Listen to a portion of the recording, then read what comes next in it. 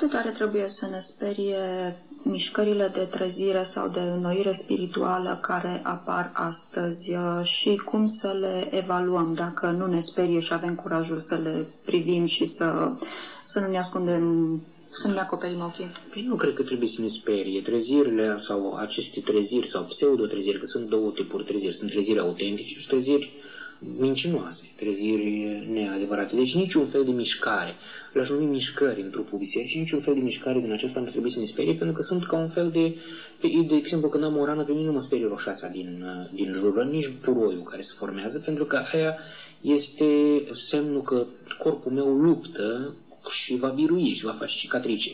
Deci cred că aceste treziri, între ghilimele, apărute din când în când pe trupul bisericii, sunt ca anticorpii pe care biserica îi are și trag semnale de alarmă. V-ați lumificat prea mult, chiar și criza montanistă, criza donatistă, crizile pietiste, spiritualiste, tot felul de treziți care au fost de-a lungul istoriei, nu au făcut altceva decât să reacționeze la o tendință a bisericii de a se lăsa standardele morale, de a intra în confuzii teologică, de a negocia cu statul, de a flirta cu anumite instituții, cum ar fi împăratul roman.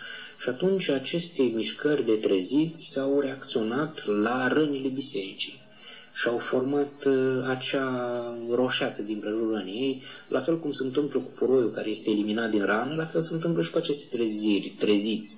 Au dispărut din istorie, s-au șters, s-au dus, s-au măcinat.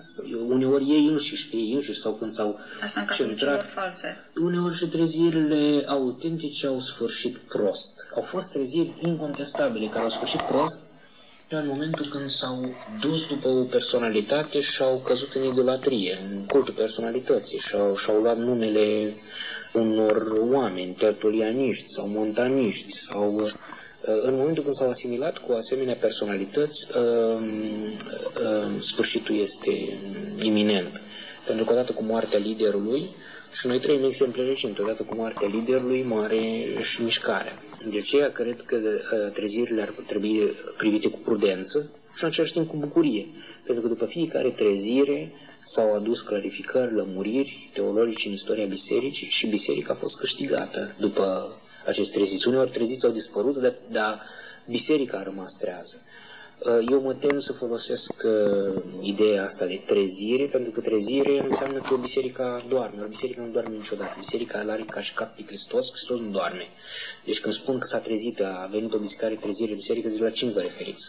La biserica în întregimea ei, biserica în întregimea ei este întotdeauna Hristos plus biserica, trupul lui. Adică capul plus trupul. În momentul când afirm biserica Domnului e moartă, biserica e vai de capul ei, trebuie să mă gândesc că vorbesc despre mireasa lui Hristos, să mă gândesc că vorbesc despre trupul lui Hristos. Deci nu pot face acele asemenea afirmații, biserica ar trebui să trezească pentru că este moartă. De aceea, biserica trece prin diferite perioade, mai dificil, trupul lui Hristos trece prin răni, prin fracturi, prin tot felul de atacuri din partea celui rău, dar niciodată biserica n-a fost mai puțin sfântă decât Hristos însuși. Hristos însuși o vede fără pată și fără zbârșitor și așa o va prezenta înaintea Tatălui.